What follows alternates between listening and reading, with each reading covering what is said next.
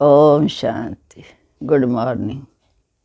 आज हम सुनते हैं 12-1-23 के अनमोल मधुर बाबा। बाबा कहते, मीठे बच्चे, बाप उस्ताद ने तुम्हें मनुष्य देवता बनने का हुनर सिखाया है। तुम फिर श्रीमत पर औरों को भी देवता बनाने की सेवा करो।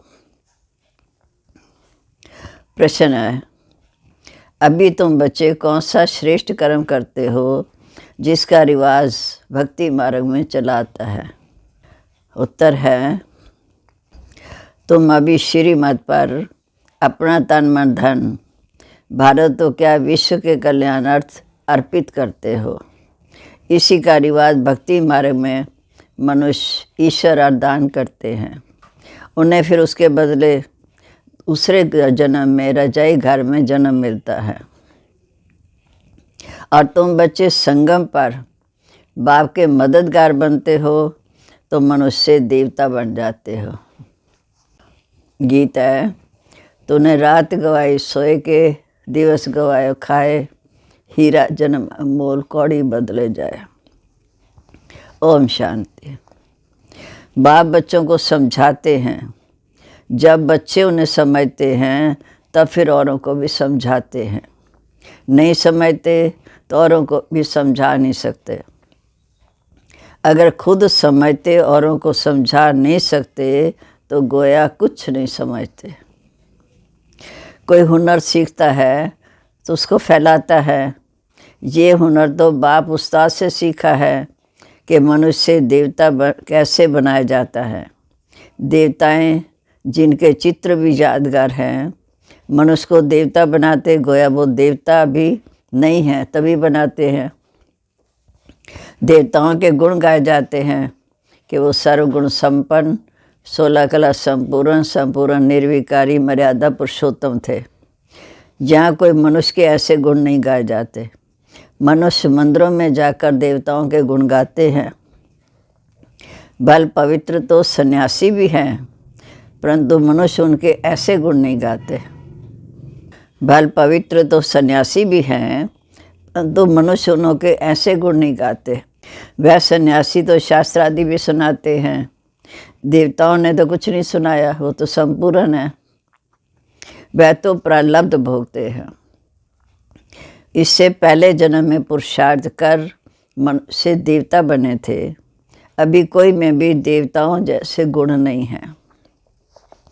जहाँ गुण नहीं है तो ज़रूर वहाँ अवगुण है। सतयुग में इसी भारत में यथा राजा रानी तथा प्रजा सभी सर्वगुण संपन्न थे। सतयुग में इसी भारत में यथा राजा रानी तथा प्रजा सभी सर्वगुण संपन्न थे। उनमें सभी गुण थे। उन देवताओं के भी गुण गाए जाते हैं। उस समय और कोई धर्म भी नहीं था। जब सतयुग था तो एक ही धर्म था, आदि सनातन देवी देवता धर्म। दूसरा कोई धर्म नहीं था। गुण वाले देवताएं भी सतयुग में, अवगुण वाले मनुष्य का युग में हैं। अब ऐसे अवगुण वाले मनुष्य को देवता कौन बना सकता है? गाया हुआ भी है, मनुष्य देवता की करत न लागी वार। ये महिमा तो एक परमपिता परमात्मा की है। हैं तो देवताएं भी मनुष्य, परंतु उनमें गुण हैं और उनमें अवगुण हैं। कलयुगी आत्मा में अवगुण हैं, सतयुगी आत्मा में गुण हैं। गुण प्राप्त होते हैं बाप से, जिसको सतगुरु भी कहते हैं। अवगुण प्राप्त होते हैं माया रावण से। इतने गुणमान फिर अवगुणी कैसे बने? सर्वगुण संपन्न फिर सर्व अवगुण संपन्न कैसे बनते हैं? ये तुम बच्चे जानते हो। गाते भी हैं, मुझ निर्गुण हारे में कोई गुण नहीं। देवताओं के जितने गुण गाते हैं, इस समय वो गुण किसी में भी नहीं है। खान पान आदि देखो कितना गंदा है। देवताएं हैं वैष्णव संप्रदाय, इस समय के मनुष्य रावण संप्रदाय। सिर्फ ड्रेस को नहीं देखना है, देखा जाता है खान पान और भिखारीपन को। बाप खुद कहते हैं, मुझे भी भारत में ही आना पड़ता है। ब्रह्मा मुख वंशावली ब्राह्मण ब्राह्मणियों को बाप खुद कहते हैं मुझे भारत में आना पड़ता है। ब्रह्मा मुख वंशावली ब्राह्मण ब्राह्मणियों द्वारा स्थापना का कार्य करता हूँ। ये ब्राह्मणों का यज्ञ है।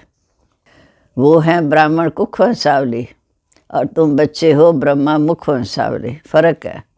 तो साहूकार लोग जो यज्ञ रहते हैं उसमें जिस्मानी ब्राह्मण होते हैं। ये है बेहद का बाप जो साहूकारों से साहूकार, राजाओं का राजा बनाने वाला। साहूकारों का साहूकार क्यों कहा जाता? क्योंकि साहूकार भी कहते हैं हमको ईश्वर ने धन दिया। फिर वो ईश्वर दान करते हैं तो दूसरे जन्म में साहूकार का जन्म लेते हैं। इस समय तुम शिव बाबा को सब कुछ तन मन धन अर्पण करते हो, तभी कितना ऊंच पद पाते हो। इस समय तुम शिव बाबा को सब कुछ तन मन धन अर्पण करते हो, तभी इतना ऊंच पद पाते हो। तुम श्री मत पर इतने ऊंच कर्म करना सीखते हो तो ज़रूर तुमको फल तो मिलना चाहिए। तन मन धन अर्पण करते हो, वह भी ईश्वर अर्थ ब्रह्मा के थ्रू। ये रिवाज भारत में ही है। तो बाप तुमको इस समय अच्छे कर्म करना सिखाते हैं। तुम ये कर्तव्य सिर्फ भारत तो क्या सारी दुनिया के कल्याण अर्थ करते हो तो उसका एवजा फल तो मिलता है। मनुष्य देवता बनने का तुम ये कर्तव्य सिर्फ भारत तो क्या सारी दुनिया के कल्याण अर्थ करते हो तो उसका एवजा फल मिलता है मनुष्य देवता बनने का। जो श्रीमत पर जैसा कर्म करते हैं ऐसा फल मिलता है। जो श्रीमत पर ऐसा कर्म करते हैं तो उसका फल भी अच्छा मिलता है। कौन श्रीमत पर चल मनुष्य को देवता बनाने की सेवा करते हैं, कितना जीवन परिवर्तन हो जाता है। श्रीमत पर चलने वाले तो ब्राह्मण ठहरे। बाप कहते हैं मैं ब्राह्मणों द्वारा शूद्रों को बैठ राजयोग सिखाता हूँ।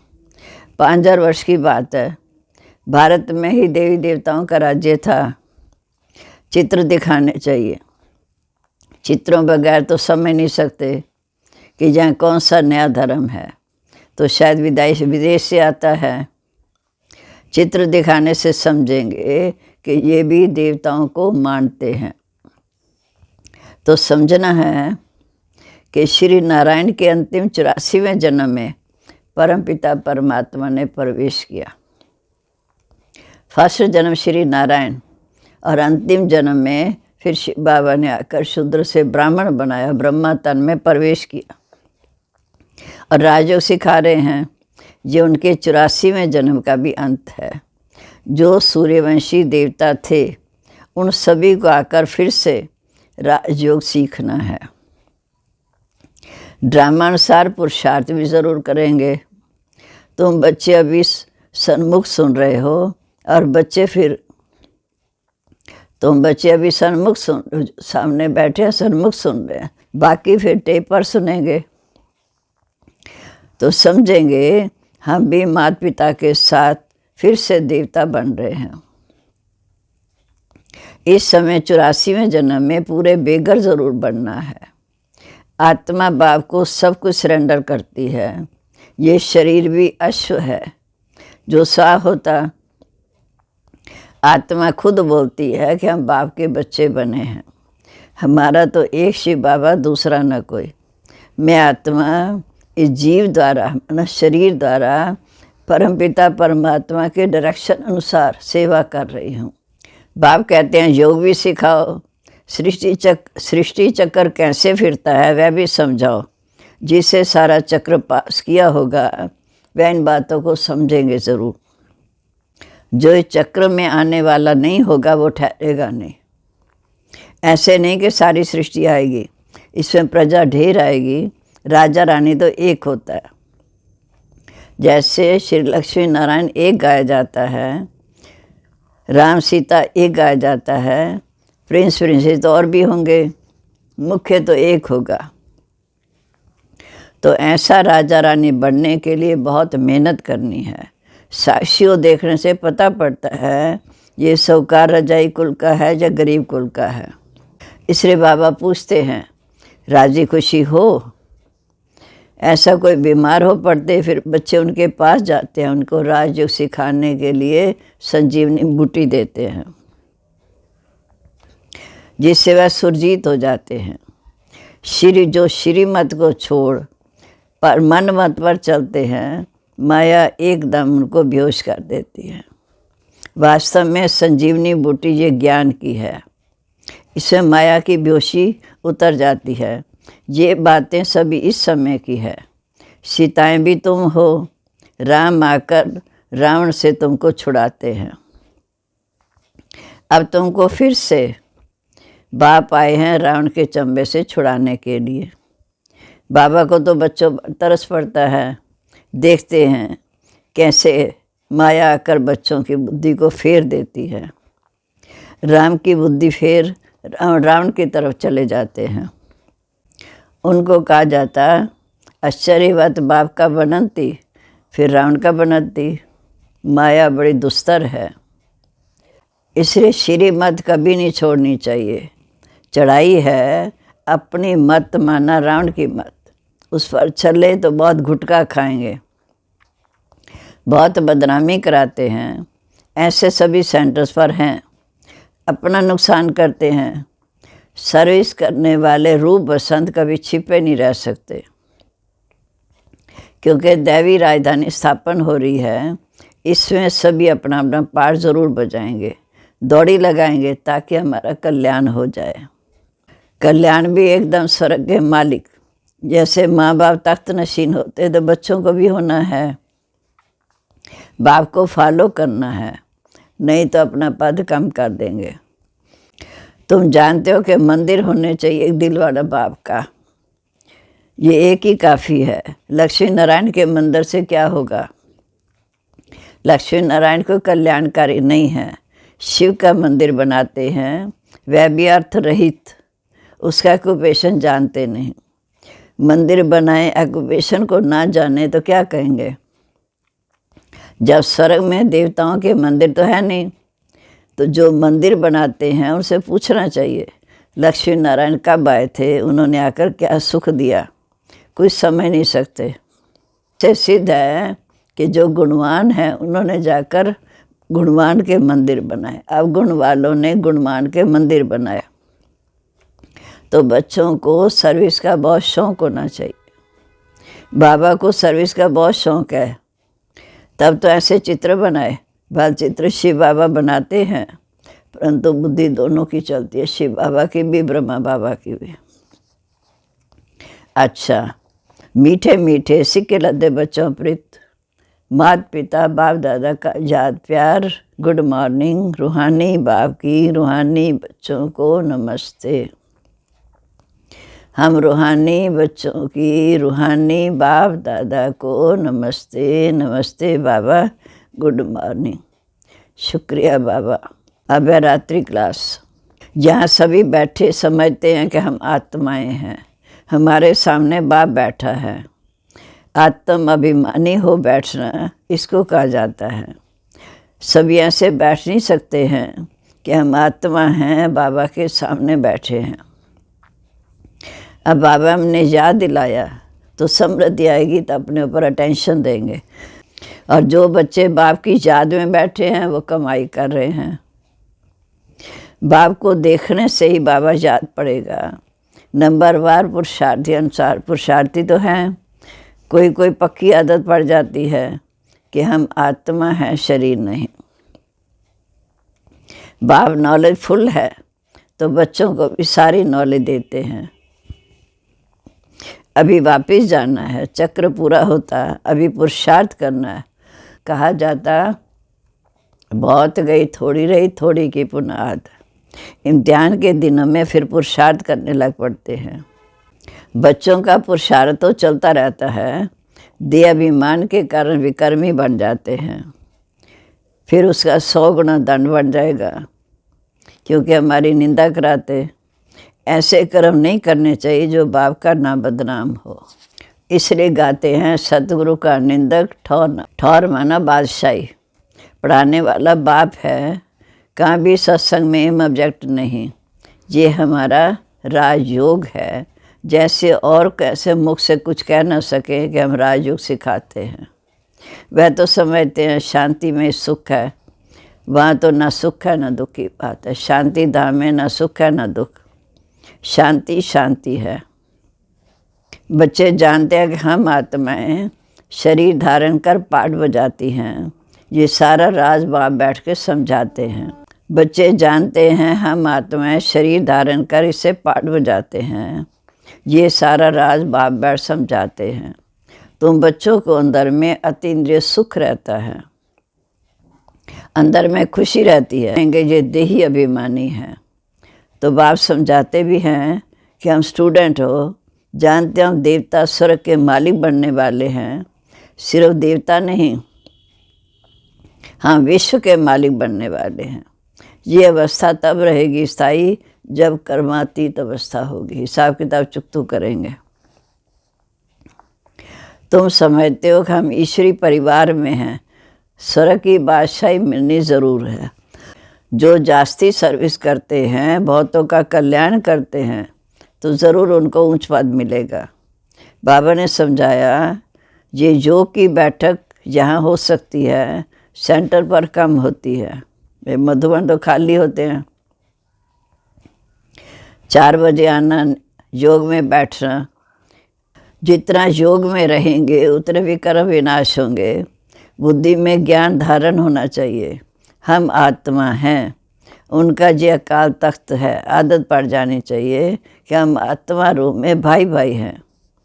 भाई से हम बात करते हैं, अपने को आत्मा समझ बाप को याद करें, जिससे विकर्म विनाश हो जाए। अच्छा, मीठे मीठे सिक्के लदे बच्चों को रूहानी बाप दादा का याद प्यार, गुड नाइट और नमस्ते। हम रूहानी बच्चों की रूहानी बाप दादा को याद प्यार, गुड नाइट और नमस्ते जी। अब धारणा के लिए मुख्य सार। पहली पॉइंट, ज्ञान जो कि संजीवनी बूटी से स्वयं को माया की बेहोशी से बचाते रहना है, मन मत पर कभी नहीं चलना। दूसरा, रूप बसंत बन सर्विस करनी है, माता पिता को फॉलो कर तख्त नशीन बनना है। अब आज का वरदान, अपनी शक्तिशाली स्थिति द्वारा दान और पुण्य करने वाले पूजनीय और गायन योग्य भव। अपनी शक्तिशाली स्थिति द्वारा दान और पुण्य करने वाले पूजनीय और गायन योग्य भव। अंतिम समय में जब कमज़ोर आत्माएं आप संपूर्ण आत्माओं द्वारा प्राप्ति का थोड़ा भी अनुभव करेंगी, यही अंतिम अनुभव के संस्कार लेकर आधा कल्प के लिए अपने घर में विश्रामी होंगी, अर्थात शांति धाम में रहेंगी।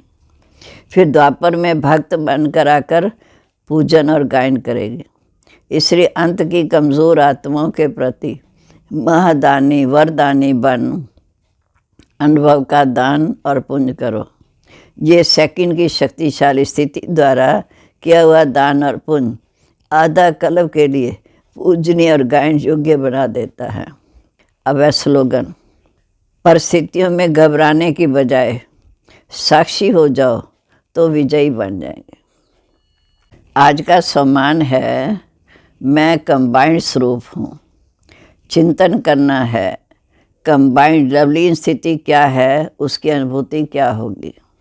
योग अभ्यास, जैसे आत्मा और शरीर कंबाइंड हैं, वैसे सदा अनुभव हो कि एक बाप के साथ है, बाप का हाथ मेरे हाथ में है, मैं आत्मा कंबाइंड हूँ। कंबाइंड बन परमात्म प्यार में लवलीन स्थिति का अनुभव करो। ओम शांति।